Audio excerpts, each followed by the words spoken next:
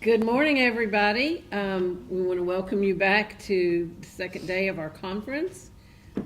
Those of you that are online, as you get online and get here, please remember to sign in the chat for each session that we have today.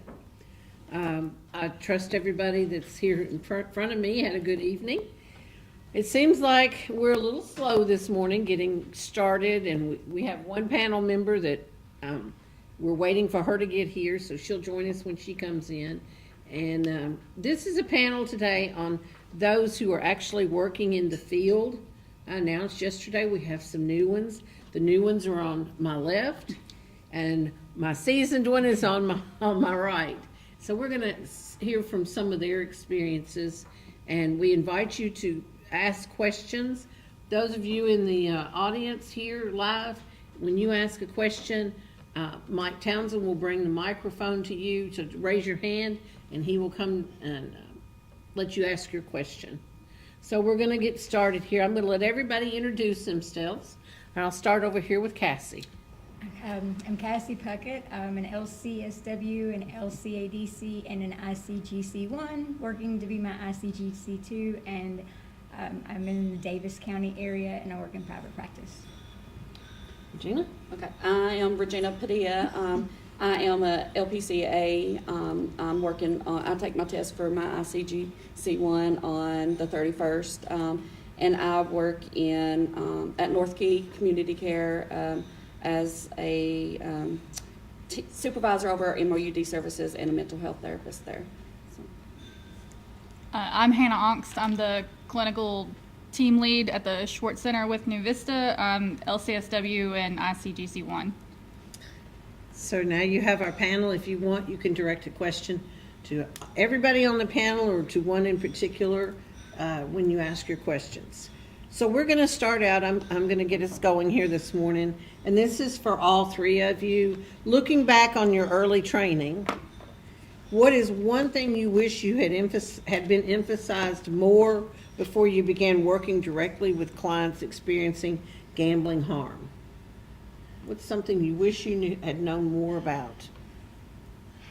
For me personally, how important it was, because I went from substance abuse to gambling, and getting the family involved, basically, because it's really important, and to have someone take care of the finances besides that person immediately, because I didn't know about that originally. So Yeah, I would say, like more skills on how to, like I have never worked in gambling before, so just more skills on how to, differentiate a lot of like substance use from gambling and other mental health conditions as well. So.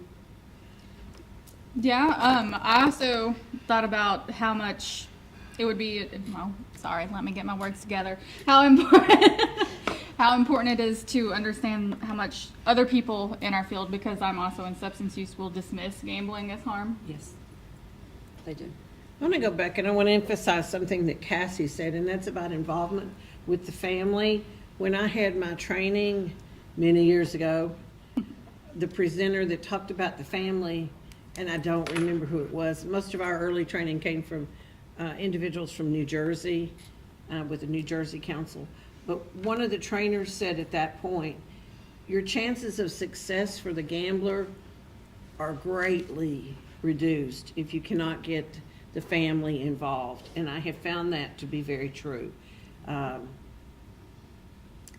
Partly because the gambler lives in such a mystical world that they think everything's going to be okay, and partly I think because they don't want to look at the harms they've caused their family, but there's a great deal of harm that is caused in the family of someone who is a gambler, and emphasize the role of domestic violence that happens in a family. And if you are working with someone who says, well, let the spouse be, or a parent or a child, anybody, be the one that's in control of the money of the family, that can set that person up for a great deal of harm as far as violence goes. So be very careful with that. I think that's one of the things that we lack across the board is we don't do a lot of financial work with counselors in preparation for working with gamblers. We're used to words and feelings. We're not used to numbers and money. And I'll speak about just personally, you know, I'm not comfortable going over all the money stuff and helping them with budgets. That's, in my agency, that's what we have case management for. But that's something that you can't ignore when you're working with the gambler. You have to take a look at those different impacts caused by the finances. Yes, they don't come in just saying I'm an addict. They come in No. with, you know, the relationship issues, That's the relationship issues, stress from, you know, work, all that stuff. You know, they come in with financial crisis too. So, you know, just putting all that together that's the task we have to work with. And going on what Dr. Clark said about, because the domestic violence, it does really put the partner at a higher rate for that to happen. But so I always try, like if I'm working with a couple, to make the gambling disorder the third person in the room so that they can both, because they've both been hurt by it. And that way it's not, I'm mad at you, you're mad at me, you did this, you did that. It's my, you know, my gambling disorder did this. And that kind of helps take some of the blame off of the individual and makes them feel a little less shameful a lot of the times.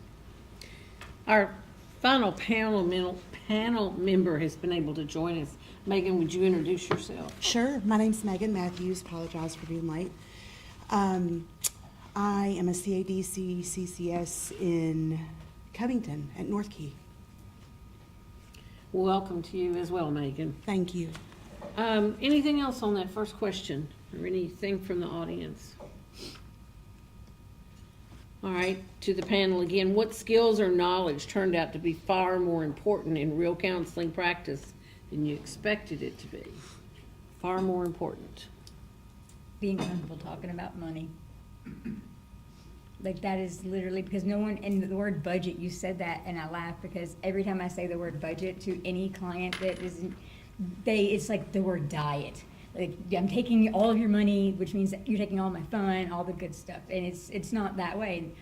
I had recently had to, when I started working with gambling clients, get my own budget because I didn't know where my money was going, and I thought, well, it'd be a nice thing to do. So I started doing that. So I use the same spreadsheets and stuff with my clients, and I was like, see, this is how much money you have coming in, this is where you have going out, and like, I like to call it, instead of like a budget, I like to call it a realistic spending plan. But if anyone has any cooler names besides budget that doesn't make everyone freak out, That is. I would love to know what it is. 'Cause budget's just not nice. I would say like sitting with and being able to sit with the ambivalence and not trying to fix it. Like, because it's really important. We can't fix everything. You know, they have to understand. They have to be ready. Just like with substance use, they have to be ready. So you know, just being able to sit with that ambivalence and not, you know, just wanting to sit there and fix everything with them. Well, I'm in a little different setting than everybody. I'm in residential for substance use, so my clients are usually higher acuity. So for me, suicidality is one of the most important ones just because it is so high with gambling clients. So most of the time, we don't talk about gambling until it's brought up usually, which is another question down on that I'll answer that part. But whenever I do the group on gambling, I always then, if they never mention suicide, ask about it then as well, which I do always, but I go a little more in depth then. And I'm trained in a specific suicide modality, so it's CAMS, so I use that a lot with them. We all answer. I think for me, it's rapport building. 100%. Like I have to slow it down when I'm working with my gambling folks. So just the power of building rapport, taking my time in those introductory pieces is where I've noticed myself adjust the most. For me, and I'm not new to this. I've been doing this gambling work for 23 or 24 years now. Sometimes it's very hard to get the gambler to come back in your office. You may get, and I'm going to address residential too. You may get one time with them, and then they're gone. It's something like, I think the hotline will tell you, only about 40% show up that call, actually make it to the first appointment, and then it dwindles off of that, who makes it to a second and further appointments. My first appointment, I'm really big on establishing rapport, like Megan said. Even with substance abusers, I think you've got to get that hook in there.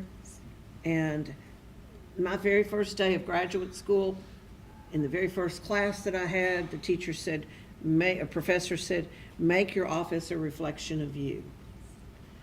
And when they come in there, they'll find something that is of interest to them. I do a lot of wildlife photography, and I see mostly men, and they will come in and say something about the photography that I've got on my bookshelf, and I can, talk about that, and we kind of kick it off there. Or if they're wearing a ball team shirt, say, oh, do you like football? Do you like the Colts? Well, that's my favorite team. I had one guy the other day talking to me about NASCAR and how fast something went, and I could hold my own with him, and he was like, I really didn't expect you to be able to talk to me about that. So, a wide variety of interests and stuff to establish that rapport. But in my very first time with every single one of my gamblers, number one, I'm going to assess the suicidality, because you have to. You have to assess that every single time that you see them. Not just, well, I've had them for a year now. Doesn't matter. Every single time you make sure that they're safe, because of the rates being so high. Then secondly, the thing that I do, and it's an old tool, and there might be better things out there, but this one works for me. I Google, because I don't have it, I should make copies and just be able to pull it out of my drawer, but I Google what's called the V, the letter V, like victory, the V chart for compulsive gambling. And this is something that's been around forever. And I pull it up and I will print it off and I will put it on my desk between the client and me. And especially if they're ambivalent about was it really a problem or not. And it starts up at the top of the V, and it goes, this is your big win. This is when it's fun and entertaining. And then it gradually goes down into the lose, that's the winning stage. Then it'll move down into the losing stage, where they begin to chase their losses, where they become more preoccupied. There's a loss of control. And along the way, I'm saying, how has this affected you? Well, it hasn't. Okay, well, let's go to the next one. Oh, well, yeah, I do chase my losses. I go back the next day. And it moves from the losing stage down into the desperation stage, where there may be committing illegal acts. They may be switching up the kind of gambling that they're doing. If they were an escape gambler, they now may be playing roulette and being an action gambler. And then at the very bottom of the V is where the suicidality comes in. So where are you on this downward spiral? And the other part of the V is once you get into recovery, how you're climbing out of the hole that you've dug for yourself. They're not on this side of the V. So I use that tool to help break the ice, help assess where they are, and help them get into, well, maybe there is a problem that's going on with me. We've had some more join us in here, so again, if you have questions, just raise your hand and we will get the microphone to you. Yeah, and I was gonna say that chart I use when I'm like doing presentations in group and stuff with ILP and groups and stuff like that, and just letting them understand and like be aware, like, because maybe they don't have an issue, but everybody else, that's making everybody aware that gambling is a big issue, and that's how I've been getting that out there, is the V chart. One of the things that you have to do when you're becoming at level 1 certified is you have to have 100 hours of working with gambling clients. And I said yesterday that seems like, oh my gosh, that's a long time, 100 hours, I'll never make that. And it really goes by very, very fast. Because you can do, like Hannah said, especially in a residential program, or if you work in a SAP program in a jail. And if you want to have mine, just see me and I'll send you the PowerPoint. You don't have to recreate it. You're welcome to use, I have a little PowerPoint designed for group, and I've shared it with all these ladies. It's wonderful. And it kind of identifies what gambling is. It identifies some harms from gambling towards families, towards the children. But at the very end, I have the problem gambling severity index. It's a 9-question. And I did this just last week. I went into group, introduction to gambling. I had 10 men in that group. And I said to the group, I said, there's going to be 3 of you in here who will score significantly high on this. And they're looking around and saying, no, it's not me, I'm not doing it. So I went through the PowerPoint, we took the 9-question test, I let them self-score it, because I've got the test on the PowerPoint, and I had 3 men score significantly high in there.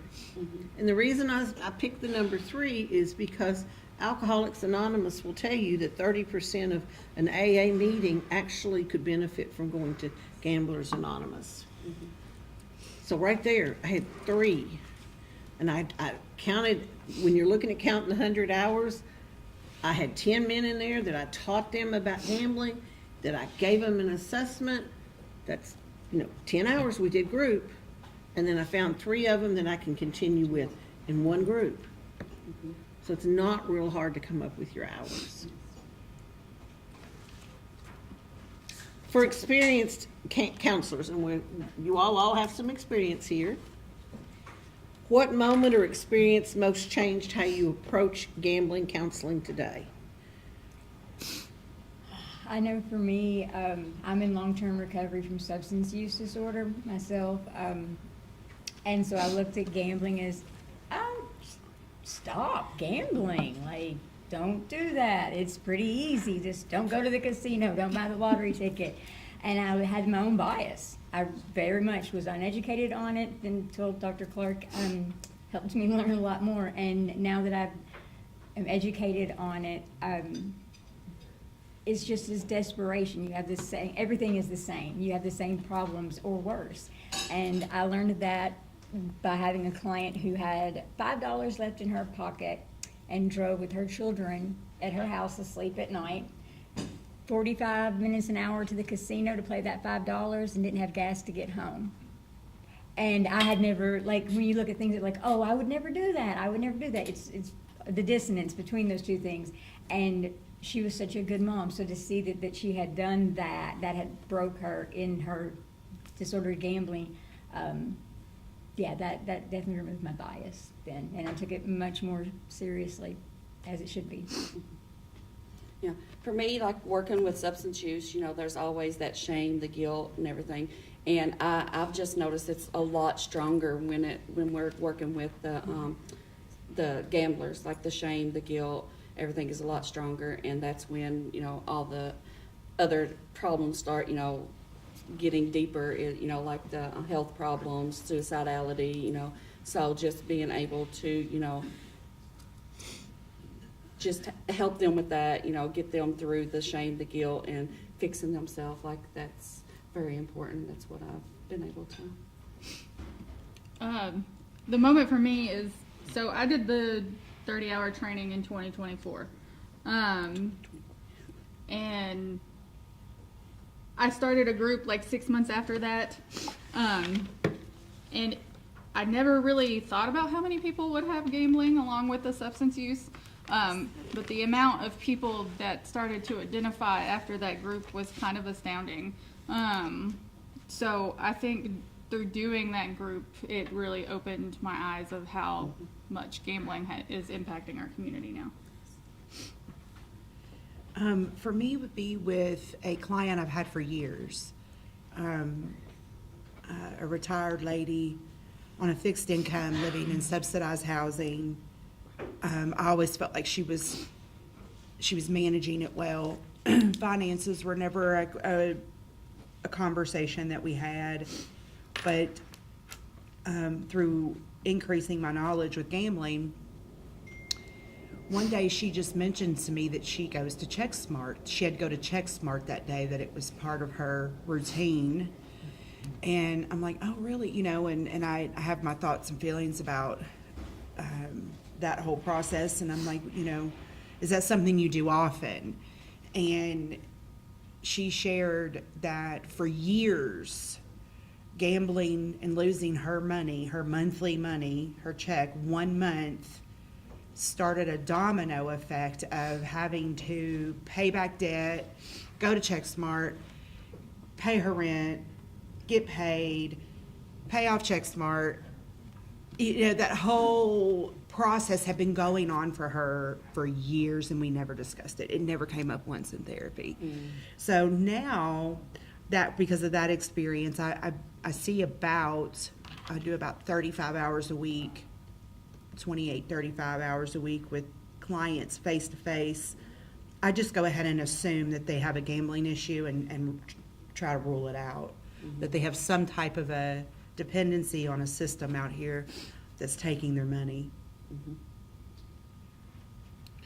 I learned a valuable lesson probably after working with gamblers for 6, 8 years. And I had the sweetest little man and his wife to come see me. And he was in his early 70s. She was as well. And he was gambling a significant amount of money and amount of time. They didn't live in Owensboro. They lived close by, but not in Owensboro. He would get so angry at her because, and at me, because we represented, you got to stop, and he wasn't about to stop. He would go to the local racetrack. He would cross into Indiana and go to the casino. He was buying lottery tickets. They were on fixed income. He had a little part-time job. Just the sweetest little man, kind of like your grandpa. And he delivered, like, in our town we have a drugstore that the little old man delivers the medications to different places. I don't even remember what he delivered, but it was some kind of little delivery job like that. They ended up, and I saw him for 6 to 9 months, I guess. They ended up divorcing. And I hated to see that. I mean, these little 73-year-old people that had been married forever got divorced. She had to move out. He would get up in the middle of the night and go to a gambling venue. And she would wake up and he was gone. And she moved out, got her own place. The kids wouldn't have anything to do with him. And when she left, he quit coming to see me, which made sense. It was a little bit of time, a few months, and he got in trouble with his job. He started stealing from his job. It was a few months later, I get a call from her. And she said, I want to tell you, I want to give you an update on things. And I don't even remember his name at this point, he is in the ICU because he attempted suicide. And he had shot himself. And I'm thinking, well, you know, it's just, and I really, at that point, I'd been trained in suicide, such a big deal. But I wasn't like, okay, they said that, but it's probably not going to happen. I had a suicide attempt on me, on my caseload at that point. Then she further went on to say that the doctor that was treating him went into the ICU to his bed to talk to both of them. And he had the chart there, and he looked at the chart, and he looked up and he said, I know what's causing this. And he looked at the medications, and if you were in Dan's thing he did yesterday, his presentation yesterday, he touched on it. And I was the one in the back. He said, you know, the medicine for restless legs. And I said, Mirapex. My guy was taking Mirapex. And I had not educated myself enough to know that for many people that are taking restless leg medications, that can cause severe gambling. The ICU doctor took him off of the Mirapex. He never gambled again the rest of his life. This is not the first one that I've had that was on a medication that got into some serious harm. This was the only suicide attempt I've had in my gamblers that I know of. But that changed me to the point where I became, and some of you've heard me talk before, and they've heard me preach it to them. This whole thing about suicide, you got to keep assessing for the suicide part. Mm-hmm. And the first thing that I do now when I get somebody to come in and see me, that comes to see me for gambling, is I take a real good look at their medications. Because it's not just the ones for restless legs. It's also some Parkinson's medications, L-Dopa, which sometimes is used for depression, Abilify. I've run into a young man that was put on Abilify who was developing a gambling problem. He was in our residential program. So that changed me and my trajectory. I can't emphasize that enough. Look at their medicines and pay attention to the suicide part. I've had them with me as much as 9 months. I recently have had someone from another part of the state that I see through telehealth that had about 9 months of not placing a bet, relapsed, and I'm worried about his living girlfriend. They broke up, and I'm concerned about him, and did some safety planning with him.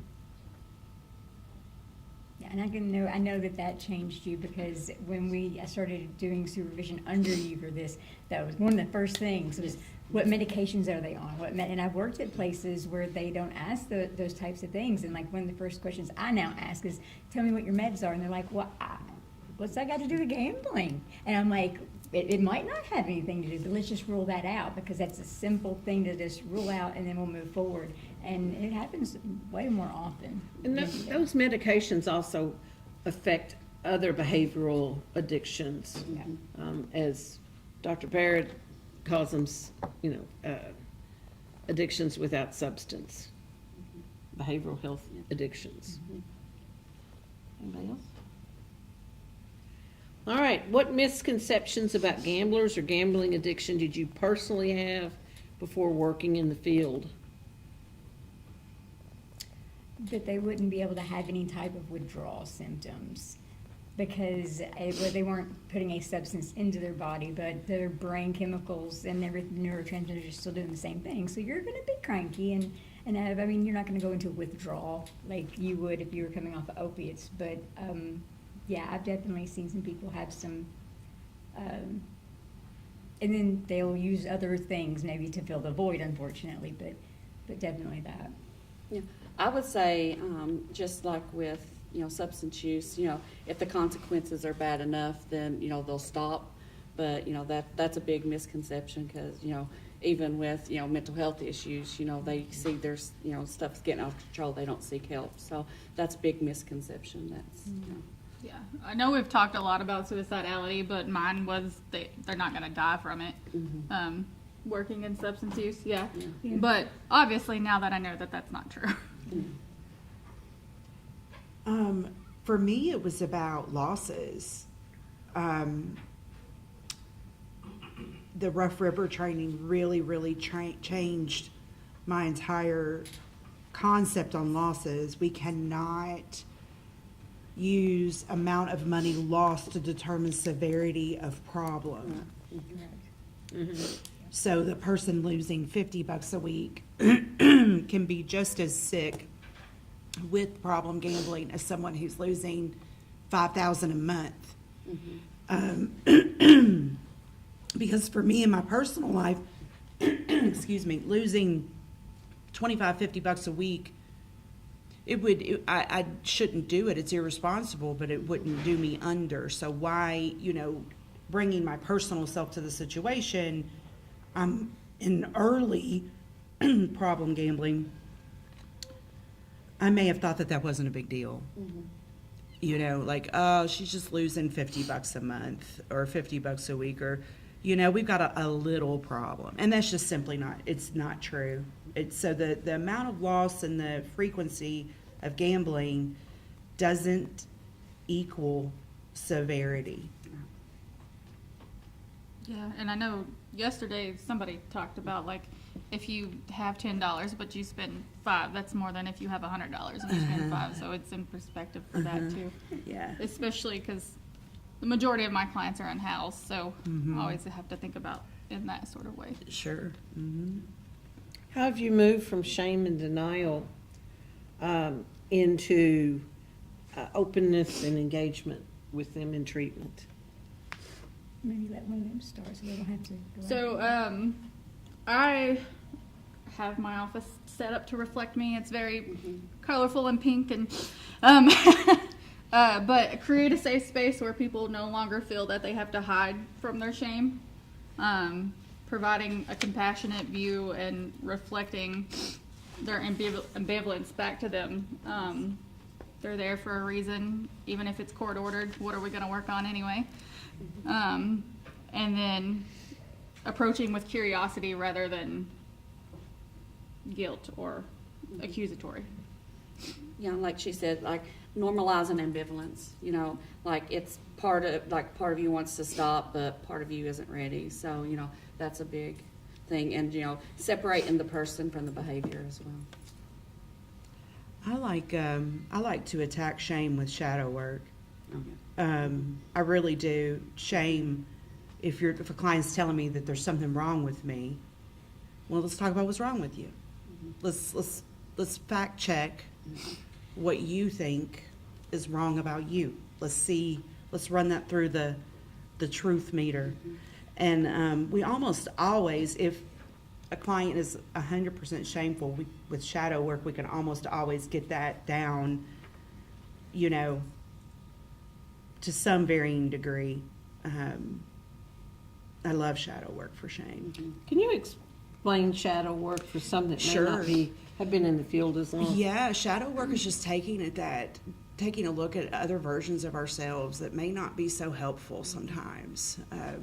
Also taking a look at the fact that the person that helps us do wrong has some value, and we don't need to cut oxygen off to that version of ourselves that makes bad choices. We need to look at that person, love them, invite them to the table, their importance. They have value and the skill set to, you know, my lady that's been living like that financially for years, that is not a weak woman. That's strength.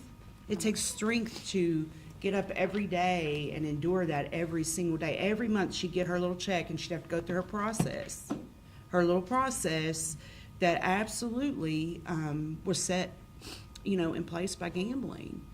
And so shadow work, it's about loving those versions of ourselves that are less palatable. For me, I'm bad, and then I did something bad. And most clients come to me feeling, or have been made to feel, that they're bad. We have a lot of connections with money and shame.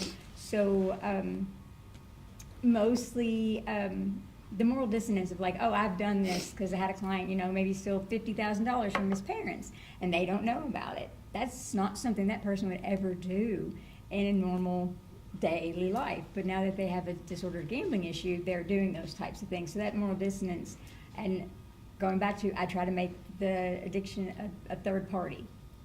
That way they don't have to, it's like, you did this while you were in addiction. This is not you. This is not who you are. This is you in this situation. So like once we can separate you from that, then we can move past the shame and the denial usually. But the shame I worry about the most usually. And if I have to, if I feel like it's going to be any use to the client or beneficial, I will self-disclose some that I'm also, you know, in recovery, so I understand the shame and the denial and doing things you never thought you would, and that you can change. All right. What warning signs and patterns did you not recognize early on, particularly when you were treating substance users, that you now would be looking for with gamblers?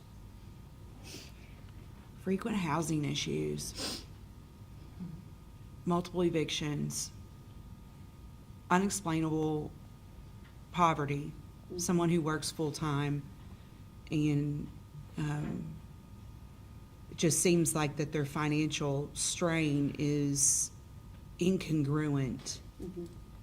There's an incongruency there that doesn't make sense, that doesn't, I see them every week, every 2 weeks, every 3 weeks, and we've got the same financial issues. They never seem to really thin out or lessen. I regret not leaning in with gambling screening with those clients, earlier in my career. Yeah, the emotional triggers are, often stronger indicators, rather than the financial issues that they're facing. So, yeah. For me, it's normally when they get quiet. They don't talk about anything. Like, oh, everything's fine, and did this, and I'm like, last week you were having a major hurricane meltdown, and now everything's just fine. That's normally when they get quieter. It doesn't mean things for them are getting better. It just means maybe they're getting more shameful, or a lot of times they're afraid that they're going to let us down as the therapist. Right. And they have so much shame about that. And I'm like, I will tell them, like, you cannot do anything at all that's ever going to, like, I will never have a negative thought about you because of something you have done. That's not what we do. But, so that's, yeah. I'm trying to think. So there's a part of our assessment where we talk about like things they like to do for fun, their leisure activities. Whenever that's the only thing they can name that they do. I think for me, I'll be interested what Hanna might have to say about this. Working mostly with residential clients, they kind of look at this as it's still fun. It's just part of what we do. It's very normalized, and they can find kindred spirits very easily being in a residential setting. And when we give them little bits of time, that after 2 weeks, the way ours is set up, after 2 weeks, they have a little more freedom, and they're ending up at the historical horse racing venue in our community. It's not a casino. I have to get the terminology straight. And then we've had a few of them in residential or have just left residential and are doing our step down, who may still live in our housing, but they're at a lower level of care, who come back with a big win. And that's my reason in saying all this is if you're in a residential setting, please be screening for this. Please be screening, because you've got it going on whether you want to or not. The largest, years ago it was another program that I ran, the largest amount of people I ever discharged in one day was 9 out of about 28 people because of the gambling ring that was going on in the residential program. I'm in ASAM 3.5, so they don't They'll get explore. But they get rec time and things, so they'll play cards and things, and just kind of watch that part whenever I'm just like, what are we doing for recreation, y'all? Like, but even in a 3-5 where they can't leave, they can find things to oh yeah, gamble that's what about. I'm saying. Like They can't leave in a prison, and there's a lot of gambling in prison. Yeah. But I'm saying, like, to that extent, they can't go to Red Mile. So, What counseling approaches, tools, interventions have you found to be the most effective, and which ones don't seem to work as well? I'm motivational interviewing. I was going to say motivational that's interviewing all the way. all the way. Yes, all the way. You all find that one effective? Yes. I don't. Yes. I don't. And CBT, of course. Yeah. Yeah. But motivational interviewing Occasionally. is- yeah. Seems like sometimes some of my folks are so depressed that creating, future goals and that magical question, if you could do anything, what would it be? Or if you could be anywhere, what would... Sometimes I can't seem to connect with that like I would like to. Mm-hmm. But I'm glad it's working for y'all. Maybe I'm going at it wrong.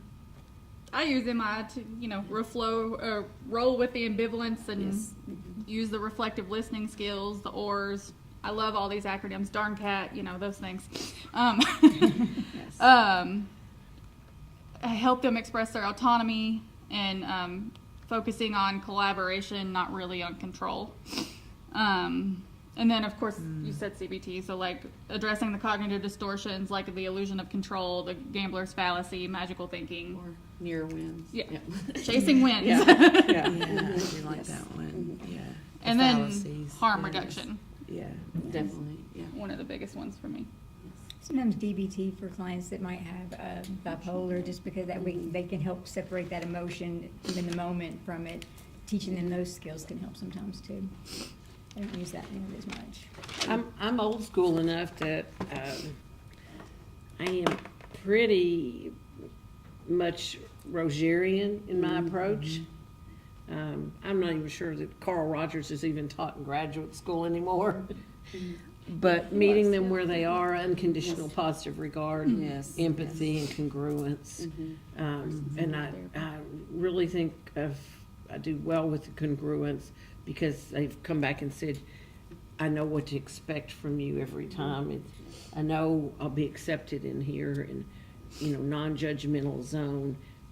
And I think when I started working with gamblers, my gamblers have changed over the 24 years or so that I've been doing this. They have changed.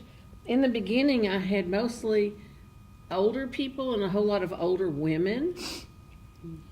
And now I will occasionally get an older person who's gambling, especially an older woman who is maybe doing bingo or lottery tickets.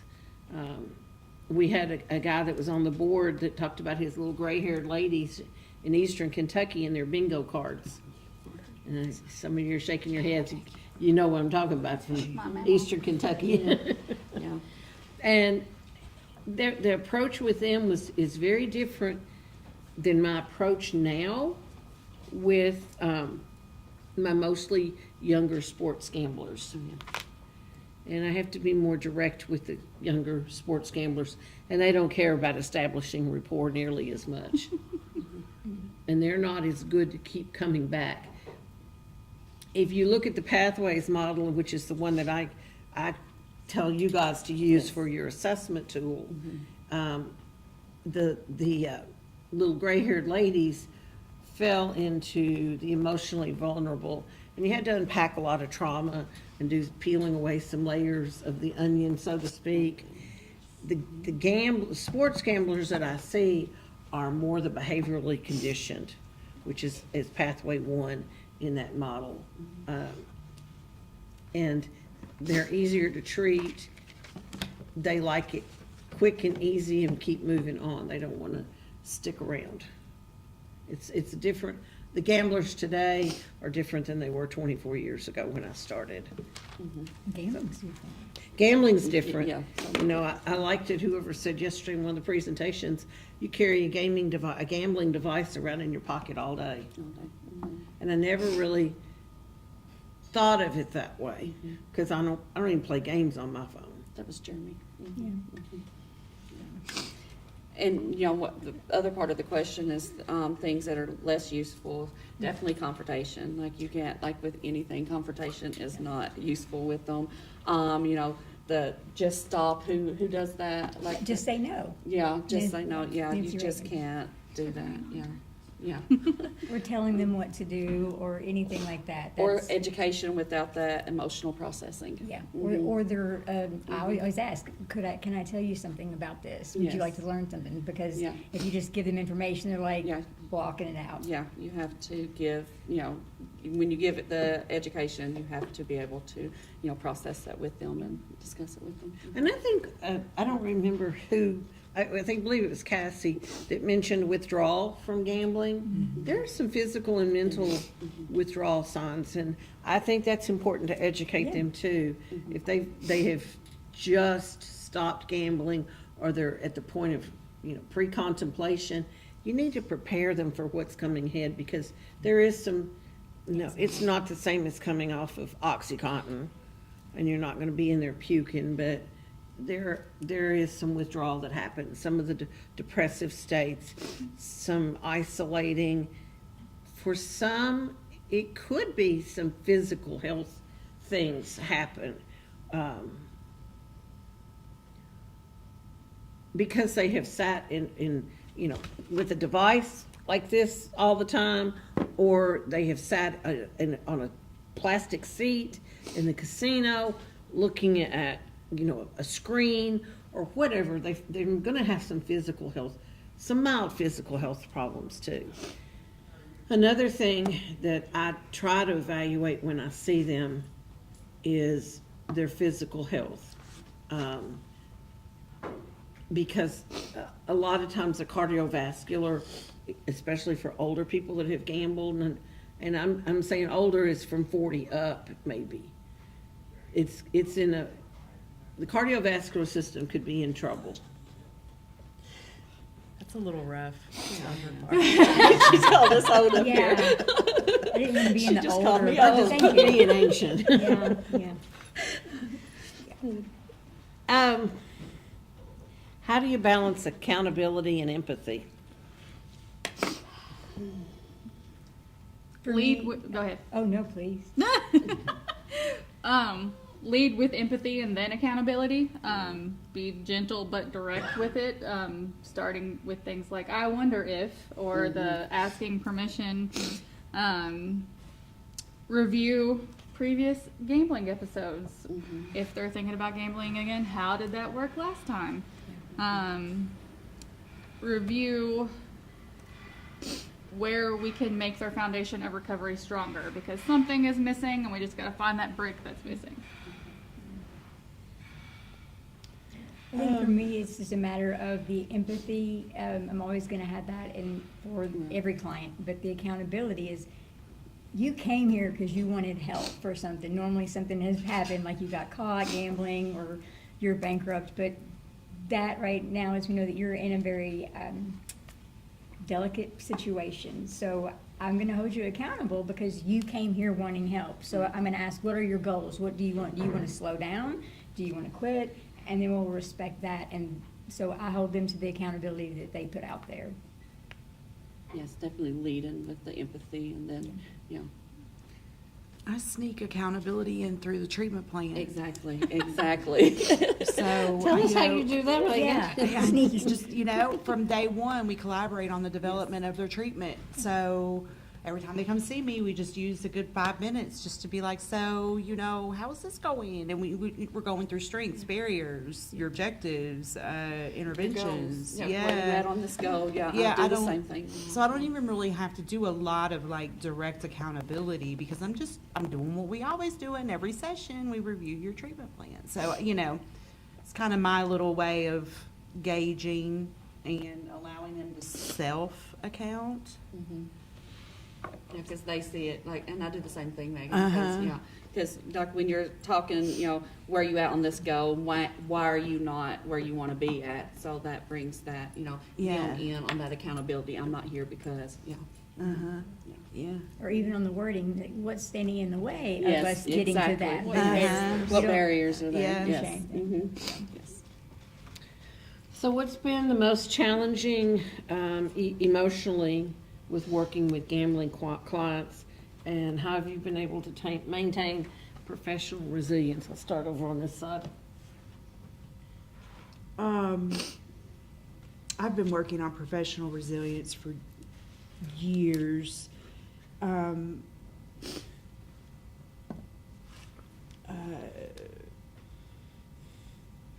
The repetitiveness is very challenging. Saying the same thing over and over and over again in different ways to different people can be challenging, can be exhausting to some degree. So I'm always looking at ways to say the same thing but differently, impact differently.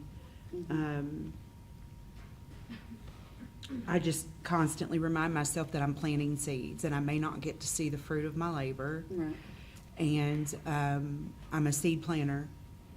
That's my job, is to just slowly plant Good way to seeds. put that, Yeah, and that's, yeah, the relapsing cycles are, sometimes really hard with us as therapists because we work so hard with them and, then, even with substance abuse, they relapse. Just being able, like, one of the resilience strategy is supervision. I mean, taking that back to supervision, setting those clinical boundaries too, and just reminding ourselves that, progress in gambling is recovery, it's often not non-linear, so, yeah. I think the hardest thing, one of the most challenging things for me is the systemic barriers that are put in place for all of my clients. Especially housing, Yes. because that's one of the basic needs that we have as humans. And like I said earlier, all of mine are unhoused, so this does apply to gambling, I promise. But especially with everything that's going on with the new peer support bills and the new like recovery housing things, everything is changing, and a lot of my clients are the most impacted, just because the majority of mine are unhoused. They are on substances. They are in a 28-day residential program. So even in our recovery community, gambling is there. It's present because they do the 50-50 raffles. They do all of the things that, like bingo and stuff, at these recovery events. So it's the systemic barriers that put all of this in place to make gambling the most accessible thing. Yes. I got there. I love that one. This is, yeah, that's probably one of the biggest problems when it comes to anything. Anything, As a yeah. counselor. Yeah. For me, emotionally challenging is, I'll be blunt. I'm a fixer. Yes. Born a fixer, want to fix. You have a problem and you tell me, I'm not going to sit there and be like, oh, it's not my instinct to say that's really hard. I'm sorry you're going through that. My immediate reaction is, ooh, I know how to fix that. So I have to put that person in the closet. So that was emotionally challenging, that I can't fix everyone. And I also had a very wise woman once tell me that I cannot work harder than my client, because that will not work for anybody. Yes.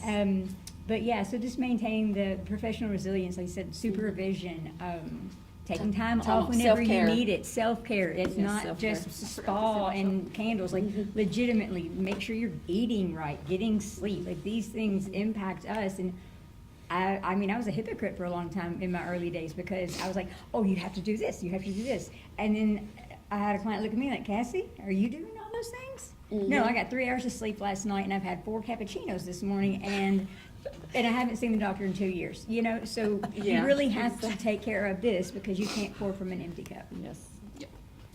I think for me to kind of avoid burnout, I don't have, other than a sprinkling of gamblers, I don't have a full caseload like you guys do. I'm 90% administrative, and so it's a mix of what I get to do, and I say that I don't have to see the gamblers. I get to see the gamblers. And so there's still, it's refreshing, and I look forward to it. If I had it, it would be different if I was in a setting like that's all I did. And I don't typically do group. We've been a little bit short-staffed lately, and I've been helping fill in some groups, and that's why I did the gambling group the other day, and it's kind of fun to revisit my roots, so that's kind of where I am with things. So what advice would you give to a counselor, just to them just starting out in this? I would say, don't rush the change process, build that relationship first, because without trust our clients, will hide, or, not, or disengage. So, gambling addiction thrives in, secrecy. So that connection is very important. Yeah, mine says therapeutic rapport over anything. We're on the same page. If the client doesn't think you're authentic, it doesn't matter what's coming out of your mouth. Yes. Yeah, I agree. Meet them where they are every session, and sometimes every session they're at a different place. Yeah. Just, yeah, meet them where they are and really don't look back on that for me. Yeah, just like Kitty said yesterday, she said, you know, so, like, if they need to come in and just like gossip, not gossip, but you know, just spill everything session, that's all they need, you know, meet them where they, or ball up in the corner and sleep, you know, because that's what they need, she said she has that. But, you know, like meeting them where they are is really important too, you know. And for me, it would be something that I learned the hard way. So I've asked clients before, like, do you have a gambling problem? And I thought that was a pretty simple question. Or do you gamble often? Do you sometimes gamble more or spend more money? And they're like, oh, I don't gamble. And these were clients I had that were in drug court programs usually. And I was like, okay, so no. And then I would hear them talk about bingo or scratch offs or the gray machines. And I was like, okay, do you scratch off tickets? Do you play bingo? Do you ever do this? Does your family do like the NCAA? Like that? Do you do any of those things, 50-50 raffles? And they're like, well, yeah. And like, okay, that's gambling. And so actually just defining what gambling activity is to the client, because they might really not understand that they have an issue with it. Mm-hmm. Yeah, I think we do have to do a lot of education.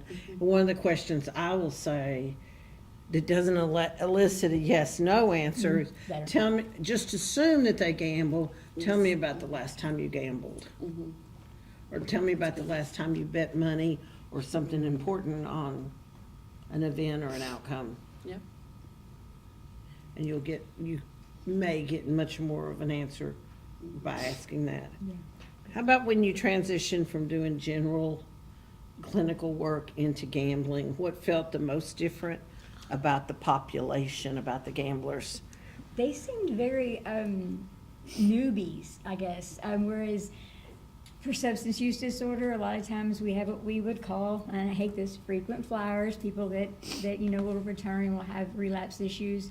But the clients that I had coming in for gambling disorder when I first, like, they were almost always just the first time they'd ever seen a therapist for anything. So just them not understanding how therapy worked, and we're gonna make a treatment plan, and the goals are yours. I don't tell you what to do. I don't give you advice. Things like that was just their unfamiliarity with the process, and that I thought was a little different. Instead of frequent flyers, high utilizers. Love that one. Well, and that's double entendre too. Okay. Yeah, but it's not as, Yeah, I the know. connotation I doesn't do not. come Yeah, across as I was gonna say, bad. I do not enjoy that at all. But that was what Yeah, that's the first thing that comes to mind. Yeah, I get that. I hate it. So what about you guys? What first transitioned from, when you first transitioned from general clinical work, what did you think about it, and what felt so different than what you'd been doing? That's where the slowing down came into play for me.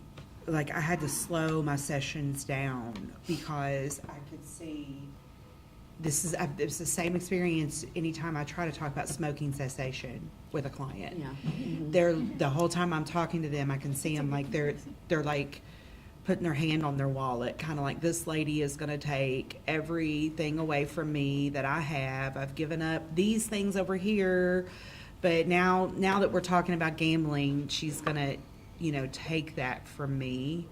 So I think what we've talked about on this panel this morning is the therapeutic rapport, building trust, not making sure they know they can't let me down. I'm not your principal, your teacher, your mother, you know, like, I'm not here to punish you or judge you or give you even guidelines unless you want, you know, just really slowing it down. I can't go in as succinctly as I can with substance abuse clients. I agree with you on that. Yeah. Yeah, we really have to slow it down. Yeah. Because there's so much, like, more, like, because, you know, with substance use, you know, there is the same thing, but, you know, it's more like being able to, you know, they don't see it, like, most of the time. Like, so just being able to, you know, slow it down and put that therapeutic, you know, I'm still working on that. so, yeah. I'm still like actively trying to find my way with that. Yeah, I Yeah. am too. Like, when it really Yeah, comes it's to it, yeah. interesting. I can feel myself kind of get squirmish or tense up a little or pull back, or I might even change the subject. It gets a little uncomfortable sometimes when I see them start to exhibit signs of Uncomfortable. Yeah, pressure. Like, and Dr. Clark said sometimes they only come once, so you have just such a short window of opportunity to build impact. So it's been interesting. It's been a nice I'm look. gonna break for my questions that we had worked on before and ask opportunity for the audience in here to say anything. Ask any questions, make any comments, or do we have anything in chat? Okay. Sure. RonSonLyn, you brought up an interesting situation at the beginning when you talked about the couple, the elderly couple, and the result of that was unfortunate with the divorce and then eventually some suicidality, I think. I'm just curious how you deal with, and this would probably be related more to outpatient treatment rather than residential, but you may have, obviously with families that where gambling is a problem, oftentimes it's a husband, wife, and they both both may enjoy going to the casino or lottery tickets or any form of gambling. They enjoy it together. One becomes an addictive gambler. The other is still plays the penny slots and loves the enjoyment of losing $10, and after the $10 is gone, I don't want any more. The same thing with alcohol. It's the same thing with alcohol. Let's say that one person is addicted to alcohol, the other person loves a glass of wine at 5 o'clock, and that's all. Now you're going into a treatment setting and you're saying, I really have a problem. I'm identifying that I need to stop gambling, I need to stop drinking. My wife, my husband doesn't. They like those penny slots. They want to keep going. They want to still buy the lottery tickets. They still drink a glass of wine. That's really difficult for me to be in a relationship with someone who recognizes that I have a problem and they don't have a problem, and they don't want to change their behavior. That could be a lot of triggers going on with here's the lottery tickets. My wife still wants to go to the casino. I can't go to the casino. I need to stop this. But the other person doesn't see the need for that. I'm just curious as to how you deal with that. I mean, the first thing that popped into my head was, working on those coping skills, being able to, when the wife is drinking that glass of wine, make sure you're not around because that's going to trigger you, so that's the first thing that popped into my mind when you were talking. This is such a common. It this is. a It really is very common. Yes. issue. The person said, I don't have the problem. You do. Yeah. Yeah. This is the one time that I enjoy bringing a partner into the session, and I invite them to join. I'm not a couples therapist. I don't do a lot of couple stuff, but in support of my clients, why don't you bring your spouse and we'll talk about, what it is that we're looking for, wanting, not wanting, needing to change. Let's talk about change. Let's talk about what that looks like for you. That's the one time I invite the partner in, but man, that's a pickle. It is. It is. Has to be handled gingerly, for sure. And I would ask the partner who doesn't have the problem with it, and how important is it to you for the health and the like of your relationship of your partner? Exactly. Like, you compromise. Like, you have to find it. Maybe you only have the glass of wine on once a month when you have girls' night out or something. There's got to be a There's compromise if compromise, it's a yes, good yeah. relationship that you would want to make for that person. I would hope. I think one of the things that I try to do is replace, in the harms caused by gambling, they lose sight of everything but gambling. And you need to find something for the gambler to do with his or her time. And what else could you do that you would enjoy doing? And maybe make that a joint activity. One of my little old ladies that got into a lot of financial trouble, she always wanted to garden. And was that something he would want to do? And he was not supportive of anything. And I had to work with her to be okay within herself that she could do things by herself.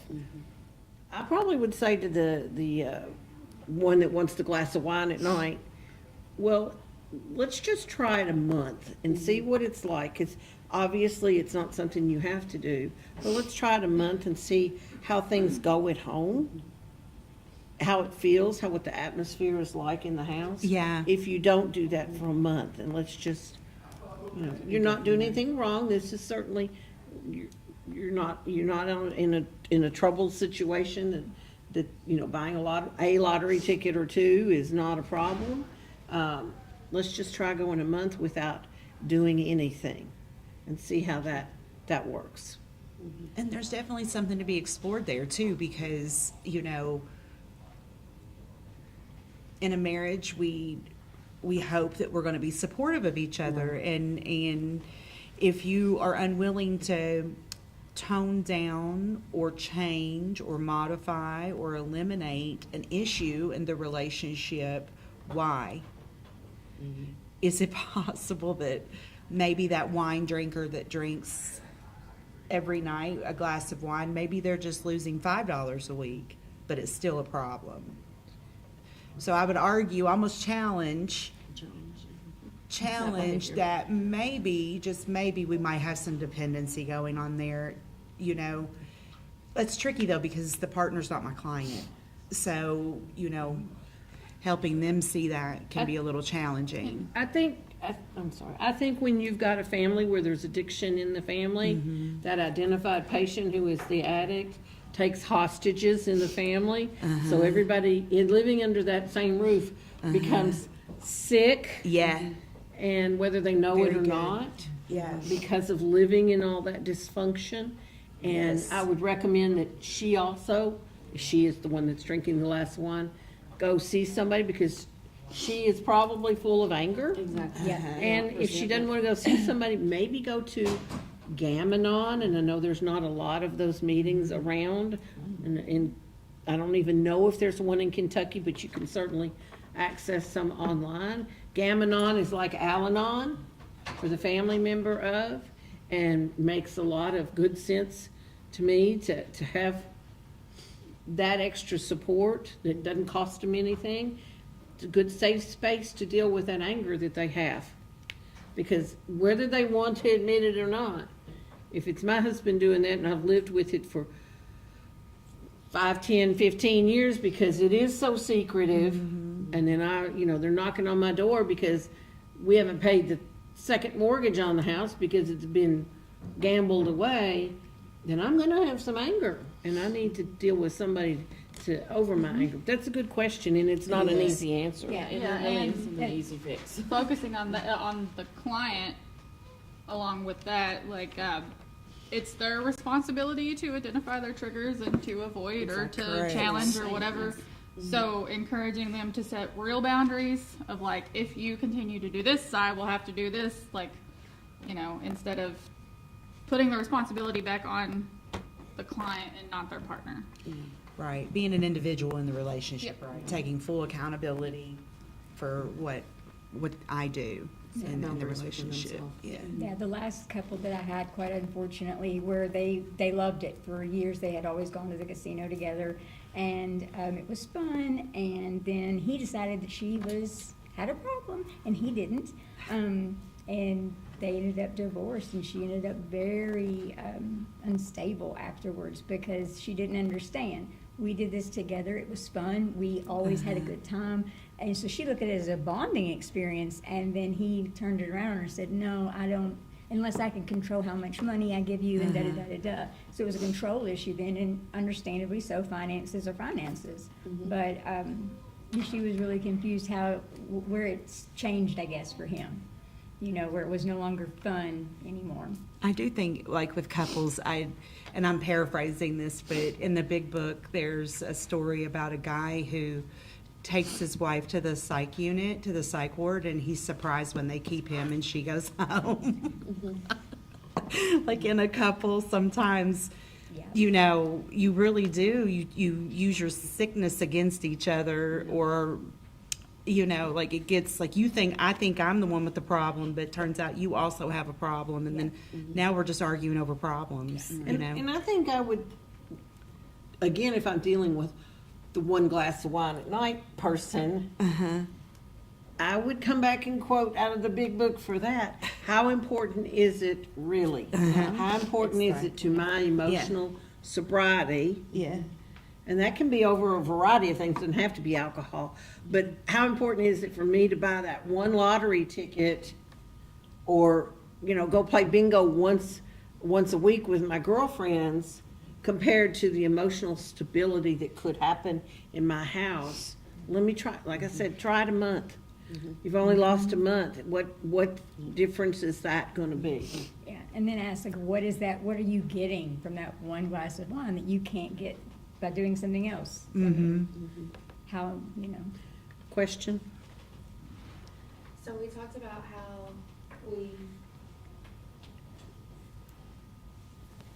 You all talked about how we make changes in the client's family. What are some changes, if any, that you have made or would like to make with your treatment team when you started identifying your gambling clients? Can you repeat that question one more time? Let me say it so everybody can hear Okay. it, if that's all right. Yeah. We talked about changes that we have to work with the family. What changes have we had to work with our treatment teams? Okay, my program where I work, and I've got a coworker back here, and he may comment on this. They weren't dealing, and we're a brand new facility. We have been in existence for less than 2 years, and we're busting at the seams, which is a good and bad thing. It's good that we're there and we can do it, and I think we're doing it really, really well. Our approach is a little different. It's a bad thing in the fact that the need is so great. I came in as the gambling lady that, Owensboro is not that big. They knew that I did gambling counseling when I came in. So it was just assumed that I would. So it was accepted pretty well in my facility because that's what she does when she's here. And to me, it's kind of like, that's my fun time when I get to do that. If if one of the counselors there identifies somebody they think has a gambling problem, they bring them to me.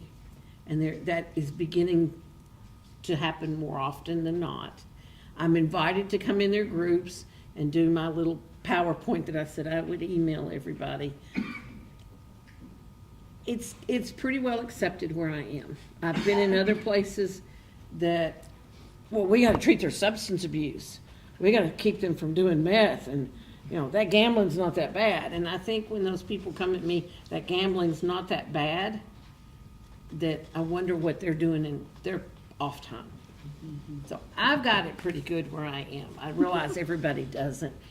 What's it been like? And I know you're private practice, but. No, but whenever with drug court, drug court is obviously substance use disorder, and so, of course, Dr. Clark kind of helped with that with her reputation in Owensboro, but we had to start adding so substance, and then I would have clients that would start to gamble, and then that would lead them to going back to using their drug of choice. And it's a slippery slope. And so I had an interdisciplinary team. It was like the judge and other people. I was the only therapist on the team, though, but they were very kind of like, this is drug court. Like, why are you talking about gambling? Like, we all do that. And then I had Dr. Clark come in and give a presentation. For all of my drug court participants, and the judge was the one who made them come in, thankfully, because she can do that. And she did the 9 questions and had all of my clients text me their numbers that they had come up with, and we had, oh gosh, how many did we have over? It was a lot. I think it was 9. It was 9. That was like the highest score. It was, and they didn't even know. Like afterwards, I had one gentleman come to me. I didn't know that gambling was a problem, and I was like, "We'll talk on Monday." You have to educate your treatment team. Yes, I had to educate them a lot. do that. They were kind of And you have to also educate them. I'll let you guys talk. I promise. You're fine. You have to educate them that it's no different than other things. Many in new recovery will switch to a different thing that they will also become addicted to, or are already addicted to something. You've got eating disorders, you've got sexual addictions, you've got shopping addictions. I used to talk to my girls in drug court, because I did drug court before I hired Cassie, and I would tell them, you're 4-6 months from using meth. Do you go to Walmart at night and just buy stuff? Just any kind of stuff? Yeah. Well, this is a shopping addiction. that often develops after meth use. So you have to educate them all around the likelihood of them staying drug-free. I was going to say clean and sober. I'm trying to make it much more user language here. The likelihood of them staying drug-free is not going to be long-term if they're still engaging in we deal with their mental health. So it's no different than, you've got depression along with your alcoholism. We have to treat both.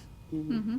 That's what you guys. Yeah, so at North Key, our changes, like, we just got our grant for gambling, so we've had to make a lot of changes, like, And training. And, yeah, we're doing trainings, like, me, Kelly, Picadas, our other therapist that's getting certified in gambling, so in our groups and stuff, we're rolling it out in our groups, our IOP, all of that.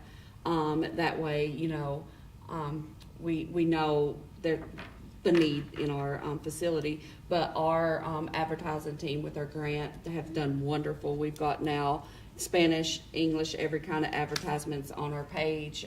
They've got them out in social media now, that we are doing gambling, like we are focusing on gambling now at our facility, but also me and Megan are doing a training facility-wide on gambling, just to make all of our clinicians aware, so when they're doing assessments, when they're in their therapy sessions, that they're aware of what to look for. I think awareness is just the number one key there, is just making everybody in the facility aware, like, what to look for, and, that we are there to help and let our clients know, so, yeah. Within Schwartz, my team understands. We've been doing, like I said, I created a group for our curriculum, and we've been doing that since summer of 2024. Yeah. So they understand, because it's process addiction, behavior addiction, the old addictive personality term that people use. So my team is getting in, and New Vista is becoming more open to it too. I'm doing the training in the summer, so that'll be awesome. Yeah.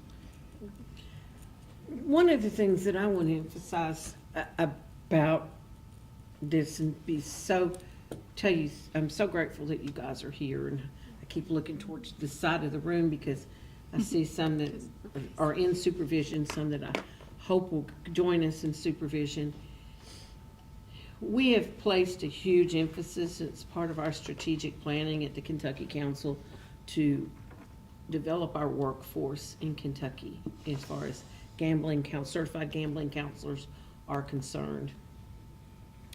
They mentioned training in Rough River, which we had last October, and many of the people you see here today, and I know there's several online, went through that training in Rough River. That training is now accessible to you guys free of charge online by accessing our website. It is 30 hours. Each of the modules is broken into an hour and a half a piece, so you don't have to sit there 30 hours at a time. Most of us can carve out an hour and a half here and there. You'll take a short 5-question test, and that's just kind of so that we know you've really paid attention to the material. And at the end of that, you have received your 30 hours. Once you do the 30 hours, then you also need to, and this is with at least a bachelor's degree, you need to sign up for your supervision and begin your 100 hours of experience. Then you will, up until now, nothing's cost you anything. Supervision does cost, but it's minimal. Because you only have to have, I don't agree with this, but this is what we're saying. You have to have 6 hours. 4 hours. The way I do it is 45 minutes, so I do 6 sessions that you have. So that's over the course of 2 or 3 months. They started in November with me, and most of them are at the point they're done. Then you'll take the test, the exam. The Kentucky Council will reimburse you the cost of the exam once you pass the exam. So then you'll pay for your certification fees. All you're out is the supervision time and your certification fee. So it's very cost-effective for you. It's estimated, and I'm gonna go on some of the lower end of the numbers, it's estimated out of the entire population of Kentucky, we have at least 60,000 addicted gamblers, not just at risk, which would probably bump us up to another 100,000, but 60,000 who really truly have a problem and need somebody to help them. Until this month, we had 4 counselors across the state. Cassie and I are in Western Kentucky. We had 1 in Lexington and 1 in Franklin. For the longest time, before I had Cassie go through supervision, I had people from Paducah and west of Paducah driving to, because we weren't really doing telehealth, driving to Owensboro, which is almost 3 hours away. I've had people from Louisville contact me. Right now, I'm treating people in Louisville and Lexington. 4 counselors for the entire state. That's embarrassing. It is embarrassing. Now, after the training that we did in Rough River, as of today, we have 8. I'm proud to say we've doubled. 8's embarrassing too, but I'm so proud of that number. I have at least 5 that are testing, like Regina and Megan soon. That'll put us at 13, and I have a couple more, like Shannon in the back, who will be taking hers. Hers isn't scheduled, she's got a little more to do, but she'll be taking hers soon, and a few more that will be taking it soon. By the end of this year, I should easily have, it's not me, Kentucky should easily have 15 or 16. We need 30 at least. We need 30. We need 2 in each catchment area across the state. Each community mental health center area needs 2. And when I look at who all signed in today, there's some places, there's some catchment areas that didn't send anybody. Now, they could be online. I didn't see that list, and I feel like we've got some from pretty well covered when we talk about the online people.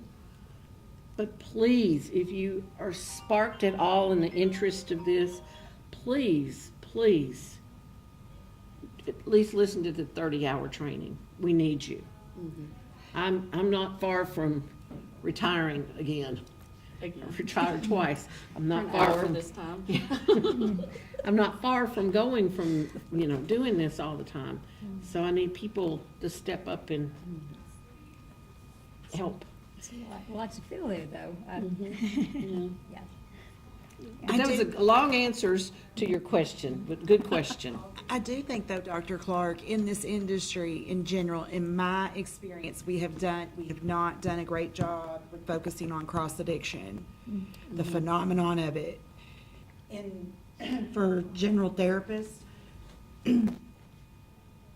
or even sometimes me, that specializes in addiction and recovery, if you tell me that your opioid use addiction has been in remission for a year, 2 years, 3 years, we will take that in as positive information. That's great. That's wonderful. I should be looking, well, where did those addictive behaviors go, or what did you do to address them? Because there's Yes. we have just been that they've stopped opioid use, illicit use. That's great. Where We're did they fit good. it at? Yes. Right. So I energy. feel like our investigative skills, or at least mine, my awareness of it has been subpar in my early career. Yeah, and being in substance use, it's like, It's like- I'm always pointing out, like, oh, I've been clean for, this amount of time, but, what are you doing? How are you doing this? Like, let's talk about the negatives in this too. Like, I'm always like, there's always positives, but we have to like explore those negatives too, because Yeah. they're putting that energy somewhere. What are you doing? Yes. What are we How are you doing to filling stay that that? need Yeah. that you used to feel with opioids? Yes. Yeah. Yeah. It's not So what you stop doing, sometimes it's what you I've, start. I've had them go to gambling too, like from substance use. RonSonLyn, I got a question. Sure. Why just four? Mike is coming with the microphone. So why just for? Thank you, sir. Why just four? And you all may have answered this. I'm sorry, you're just coming in, but why just 4? Why just 8 that you're getting to? What is the barriers for this? I think that's a kind of complex answer, and I look back over the years. We had more. We had, I got my initial training in 1998. We had 60 people attend that training. That was the 30 hours. I went in there at that point, and having done substance abuse for a very long time before that, and I met the people doing the training, including Mike Stone, our former director, and I said, these are my people, I like them. I liked the staff that was providing things. And it made sense to me, and I was working with a lot of domestic violence at the place at that time, and I bought into the whole domestic violence happens when somebody else is controlling your money, and I felt like I need to get some words out about this not being a good thing. And at that point, GA was doing a lot of pressure relief meetings. And if you're not sure what that is, I'll be glad to explain that to you. We initially got some more trained at that point, and I think we got up to somewhere around 13 or 15. I'm looking at Dr. Barrett if he remembers much differently than me. But the workforce aged out. That was one thing that we've had a lot of people retire. The second thing is it traditionally has been difficult to get insurance to pay for gambling counseling. It is a certification rather than a licensure.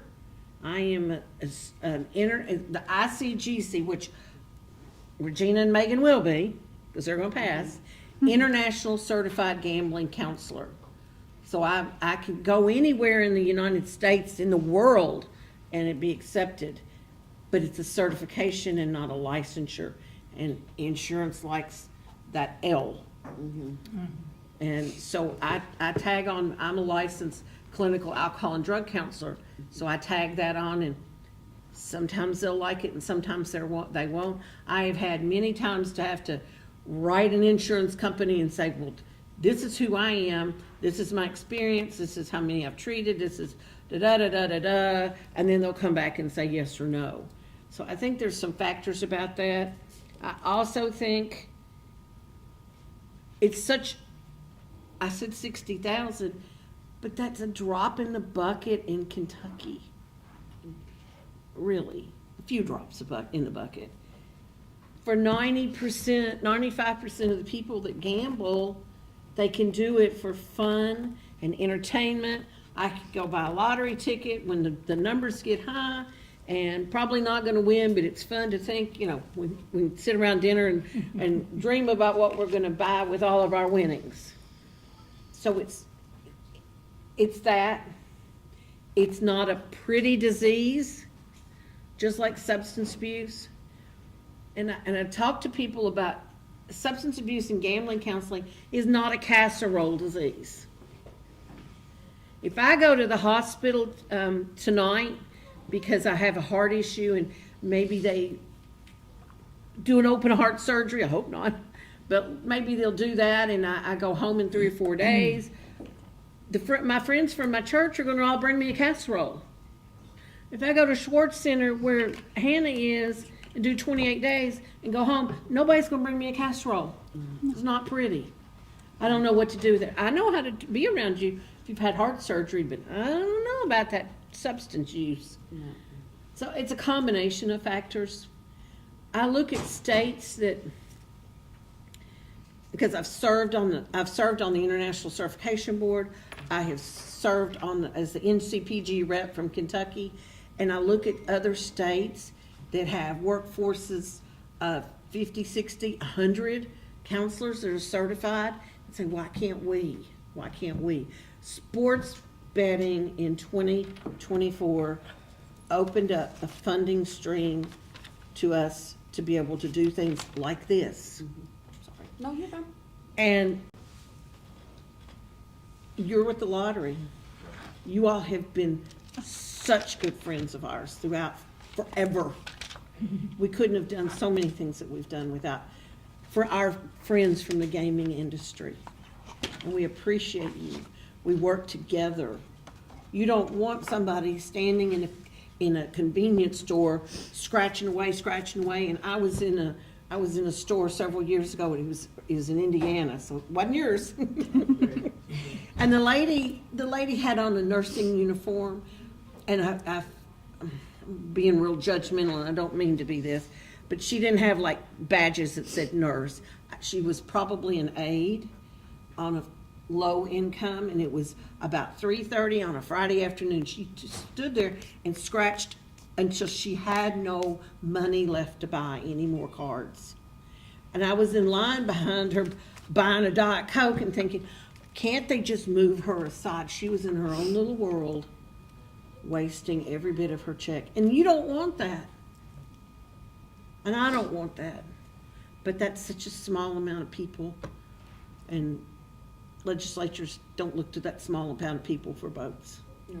And I think the stigma around substance use disorder got carried over to gambling, and then it wasn't considered a problem. Like, I feel like we haven't had a lot of education, like in general, about non-substance, addictions, and I think that's, plus, I mean, gambling's fun, and it's legal. So I think that is a lot of the reasons why there were so few of us, because it wasn't taken as seriously as it needed to be. I also think that gambling is lumped into that alcohol thing. It, like you said, it's fun, it's culturally acceptable, it's socially acceptable, it's all of those things. Yeah, sometimes it's a bonding experience for people, yeah. I remember, growing up, they played cards at Christmas and Thanksgiving and all of that, and so it's one of those socially acceptable things that you see out the window. It's really kind of funny because my residential program is in a shopping center area, and there's a bar directly across from it and a liquor store. So, like, they can see out the window each day the bar and the liquor store. So it's kind of like that because, like we said earlier up here, there's a gambling conference here now. Yeah. Anybody else?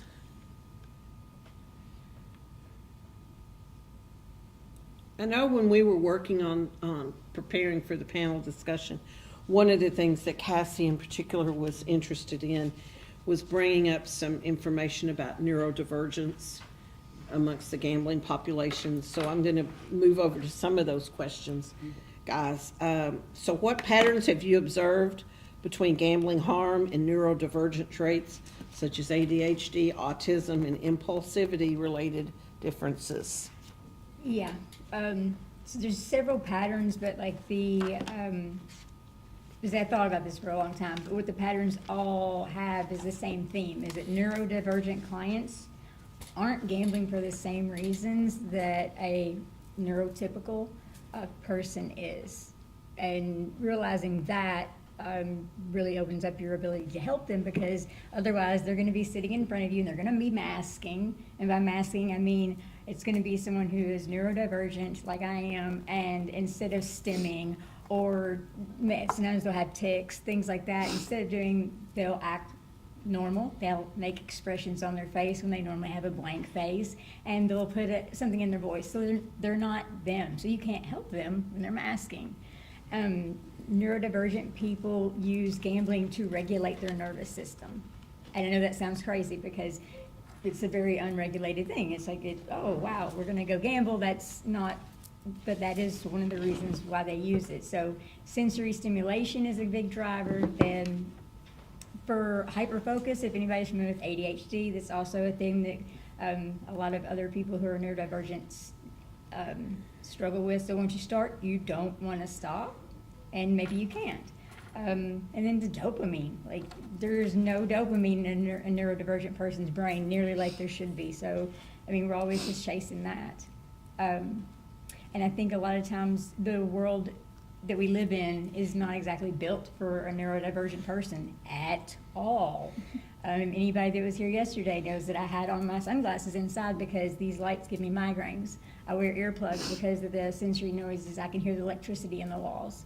I can hear the lights above us. All those things that are overwhelming, but then sometimes you sensory seek, and that's what I mean when we go where it's loud and things like that. So it's very different depending on the person, because if you've met one autistic person, you've met one autistic person. But I think that knowing that they have different issues as to why, but then also, like everyone has said, slowing down the treatment, because processing speeds for people who are neurodivergent might be slower. Like I might be in an argument with Dr. Clark, and then 2 days later I'm like, oh, I'm really upset about that.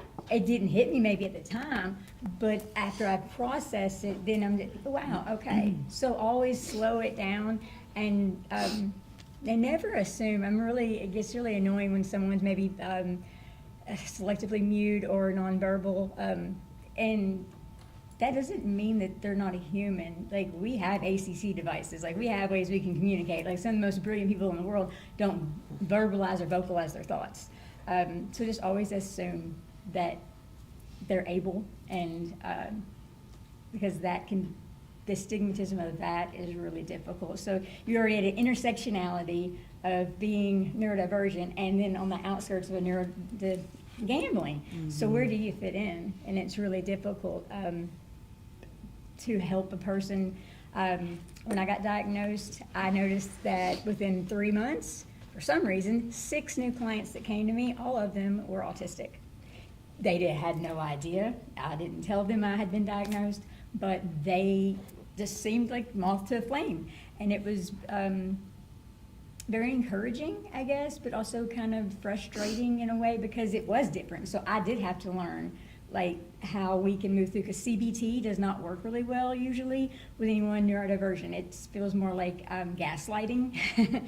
So just having to use more motivational interviewing with them and slowing it down, things like that. But I just don't think there's enough understanding of ADHD and autism and that impulse. Like, if you don't have it, it's hard to learn whenever your brain doesn't allow you to do it.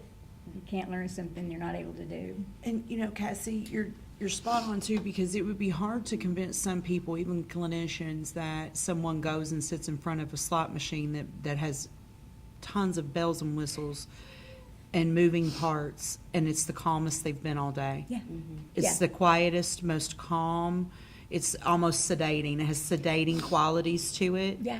Everything fades to black. Yeah. There's nothing going on. It's like going fishing. They're in a bubble. Yeah. Right. Yeah. And it would be hard to some people, especially if they've never had any experience, or if a therapist likes slot machines, right? They're not gonna, what do you mean that, you go there and sit for 6 hours? It's quite possibly the only time of the day that their brain actually didn't have alarms going off. Yeah, yeah. So, yeah, it said that autistic people absorb 42% more information on average every day, like than a neurotypical person. So that when they can hyper-focus on something that's giving them dopamine, then yeah, why wouldn't you want to feel better and do that? It makes sense. It really does. But yeah, sometimes the sensory seeking can be just as good as the sensory avoidance. Regina, Hanna, do you have anything to add? I just also think of, this is for me, but blind boxes, is gambling too, but it's also like you get a little trinket, that's soft, or mine are soft, but it's like one of those little surprises too, that's fun. Fun, yeah. But it's not something that I have to wager on. Yeah. You know what I mean? You do wager on it though, because what if you get Yeah. the big one Yeah. and stuff? Can I make my big gripe about self-exclusion that I have? Sure. That I wanted to take to the board? So I have had several clients, I don't know if anybody's ever done this self-exclusion or is familiar with it, has had a client that had to do the self-exclusion for in-person gambling in Kentucky or not, but it's probably easier to bleed a turnip. Sorry, bad metaphor there. You have to go to a specific place and they will try to talk you out of that. You will walk all the way through the casino, then you have to do all this paperwork in this little room where you feel kind of like you're being interrogated. You can't have anyone with you for support, and then you had to fill out this paperwork. And I had an attorney client who I showed the paperwork to, and he said, I'm an attorney, I know legal speak, and this doesn't make any sense to me. And he said, but, he was able to do it. You can self-exclude for 1 year, 5 years, or life, I think. They're always gonna try to talk you into 1 year or 5 year. And I just don't think that, I can't go as a therapist with a client who wants to self-exclude, because if I go onto the casino floor after I've self-excluded, I'm trespassing. You will call the cops and I can go to jail. That's how that is. But to be able to self-exclude on your own, it's like asking an alcoholic to go into the store, buy a bottle of alcohol, and then just pour it all out and not drink any of it. It's a very difficult thing to do. They need that support. And I can't go with them. It would be unethical and for me to do that, but then I can't ask somebody who maybe is their sponsor to do it, because then that's putting them in a very bad position too, because maybe the sponsor's already self-excluded from there. But I would really like us to have an easier way to self-exclude, because I've had many clients want to self-exclude and are unable to do so because of the paperwork being so difficult and because of how inaccessible they make it and because they can't take anybody for support. And we don't recover alone. So that's my main gripe is the self-exclusion. I think that maybe they should allow some of us that are trained with the ICGC to be able to go over that paperwork with them, to fill that out, and then send that to the board, like to Frankfurt or to whoever, Keeneland, whatever. That would be my. I do feel like some gambling outlets you can self-exclude online. Yeah, you can. Yeah, but you can also go. They'll do 1 year or 5 year, and then they will email you. They will email you the week before your excluded time is going to be up and say, "Hey, we have 300 new. Here's some free cash for you to come back and play with us." Because I've had a client who said he did it for 1 year and his time was up. So. Sure. Yeah. Yeah, and you can also unexclude when it's online. The digital world is. Oh, okay. So you yeah. can reverse it. Yes. Yeah, in a heartbeat. Yeah, but not in person. But for the digital stuff, yeah, very much so. Yeah. So, how do you manage countertransference when clients repeatedly relapse or experience severe financial consequences?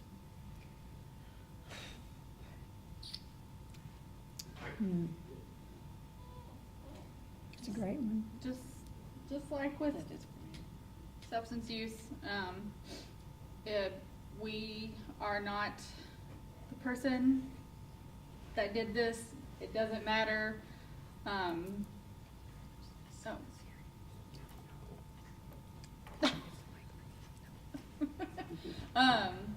We just have to remind ourselves that we can't help everybody, and that returning to use or returning to gambling can be a part of a person's story, and again, that something was missing from their foundation of recovery. And they're still alive and came back. I feel like for me, on working with gamblers, more than substance abuse clients, I have to do and teach harm reduction skills. And from an old abstinence girl, sometimes that's hard to do, to teach harm reduction. But I can maybe hook my gamblers a little bit better if I don't push abstinence, and I don't like that at all.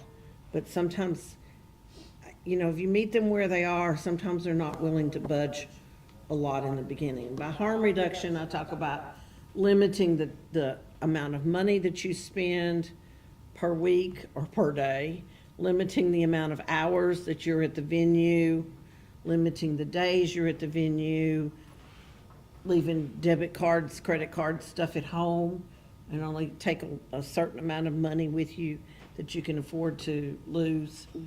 Sometimes you have to start with that. And that's not my favorite thing to have to do.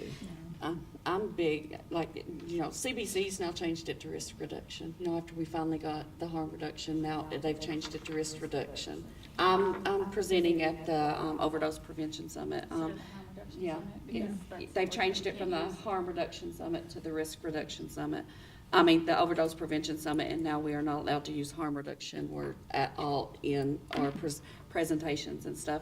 But I'm big on, the harm reduction, and I try to, really push that more with them because it seems like it works a lot better. So yeah, I like abstinence too, but like if abstinence don't always work, so harm reduction, risk reduction is the big thing for me. I like whatever keeps them alive. Yeah. There you go. As far as countertransference, it's never been about me. And it'll never be about me. And I've managed that. That's how I don't think I deal with a lot of countertransference. Occasionally, I will go to my own personal therapist and talk about things that come up in session that impact me with the client. I hear something, feel something, they say something, or occasionally, if I have a client that fits the exact demographic of a family member, it'll kind of be a little triggering. But with managing countertransference, I'm just conduit to a solution. It's never been about me. It'll never be about me. They'll live their life just fine without me. And so I don't ever really, thank God my effectiveness isn't based on sobriety and abstinence, right?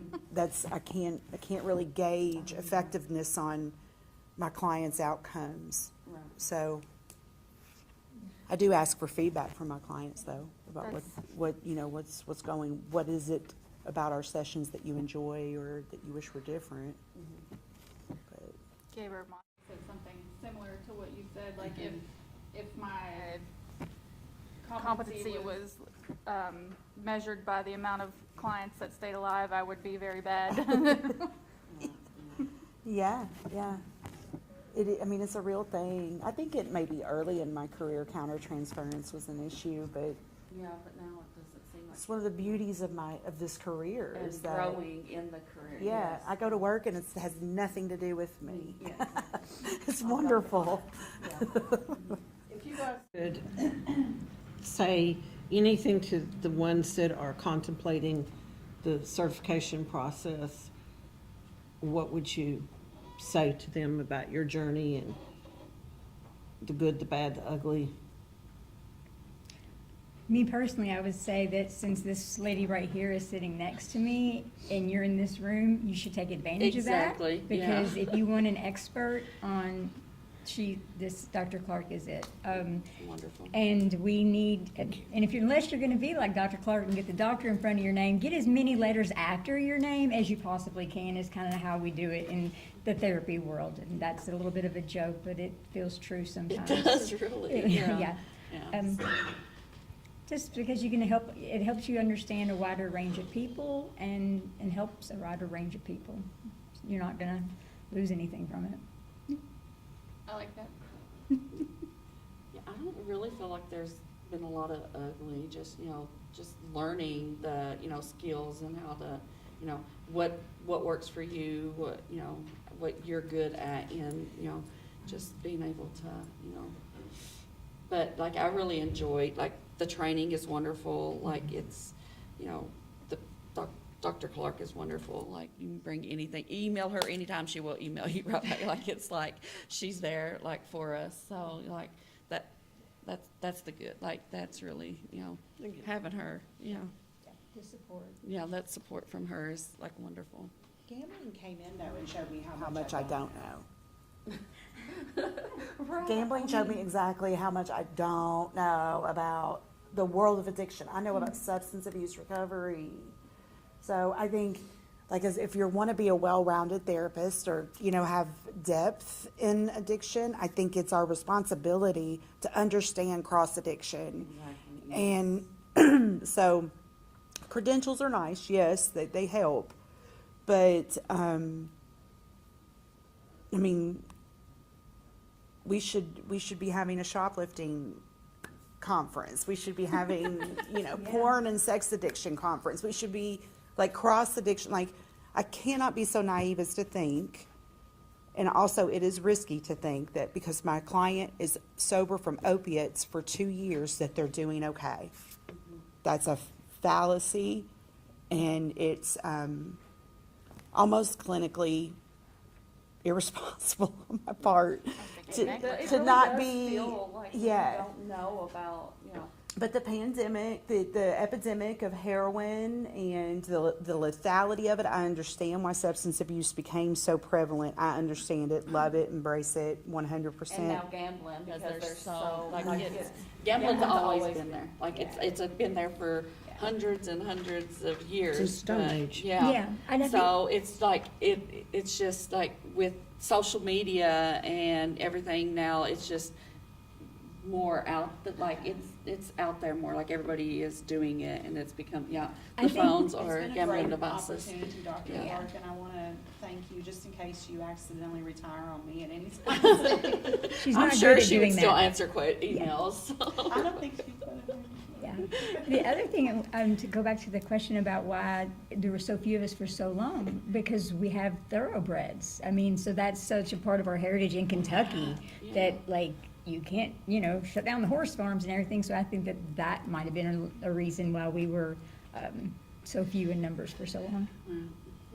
I have one last question, unless there's some more questions from the chat or the audience in here. I don't have a question, Dr. Clark, but I do have a comment about being a counselor. I think in my, you know, with my background being in manufacturing and operations a lot, historically, we always try to get to the root cause when there's a problem. Mm-hmm. You know, how could this part get out the door bad? So, listening to some of the stories and the comments, to me, it still comes back to a simple thing that we have to do, and that's get to the root cause. Mm-hmm. So, you know, I have tinnitus, so I hear these sounds, particularly at night when it's quiet and I'm laying down, and I hear the electricity. I think it's electricity, and I tell people all the time, it sounds like being under power lines. I hear these wires, I hear this electricity sound, but I killed the power to my whole house, so I'm like, I still hear it. Sometimes, you know, I'm dating myself, but sometimes it sounds like dial-up computer, like, you know, like a crazy sound.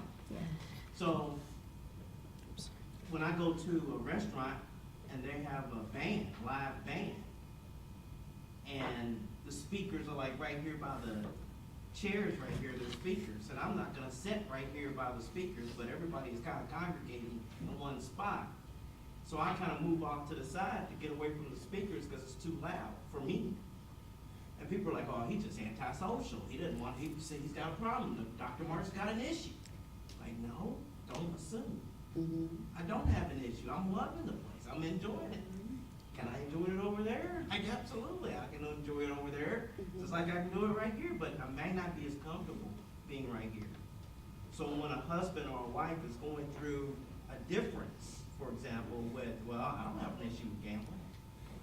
Okay, now you're not being what? Compassionate. Mm-hmm. Exactly. There is a root cause. It's a bigger issue than a disagreement between who can gamble, who can, or who's having a small glass of wine and can't. My son, for example, found out he had a peanut allergy. You know, babysitter gave him a peanut butter cracker when he was less than 2 years old, and he blew up like a balloon, and he almost died. So, guess what? No peanut butter in the house. Dr. Marks loves peanut butter and jelly sandwiches. Now he can't even smell it, so I have to go outside. I have to do something Compromise. different. Yeah, you have to. Yeah. That's a good, Right. that's a good. Yes. I have to. You Yes. know, so now I'm walking around with EpiPens in my car and stuff, because, you know, you can't, you know, just in case a kid gives a butter cookie or something. Bottom line is, we have to get to the root cause. Yes. Yes. You can't just think, oh, well, this person has this problem, and that's not the only problem. And usually there's an underlying. And sometimes it's hard to get them to sit still long enough to peel, and you guys know this, to peel away those layers to get to the core of the onion, because it gets painful, and Yeah. And the tendency for people that live with addiction is to avoid pain. yeah, I worked at a methadone clinic when I first started in the addiction field, and we were only supposed to talk about addiction. We were not supposed to go into the trauma, like whatever the root cause of the reason why they were using. That's what inspired me to get my master's degree in mental health therapy and become a therapist, is because, you know, it's not, there's something there that's the reason why they're using. And doing the biopsychosocials, I know what it was, but I couldn't go into that therapy session and talk about, you know, their trauma, because that's not part of my, you know, my CADC. I was addiction only. So like that's, you know, getting to the root of the problem is number one. Yes, getting to the root of that trauma, whatever it was. You know, that's With mine, it's almost always trauma. yes. So I got trained in accelerated resolution therapy. So I don't know, it's based off of EMDR, but so yeah, I had that in my notes for one of the answers. Getting to the root of the why Yeah. is one of the biggest things, because there's something you're avoiding, there's something There's something you're holding in. Yeah. I want to say thank you, ladies. It's been a pleasure being your supervisor for a while. And it's so fun to watch if you've been a teacher at all, you know, you love to see your students succeed and step up. And that's what I've been able to experience today, is seeing my students step up and excel. So this is a small token for being on our panel from the Kentucky Council. Thank you. It is break time, and I think after this I'm looking at Cindy to make sure I'm right. We'll all reconvene in here, and there'll be another link sent out to the online people in 15 minutes. All right. Thank you. Thank you for your attention.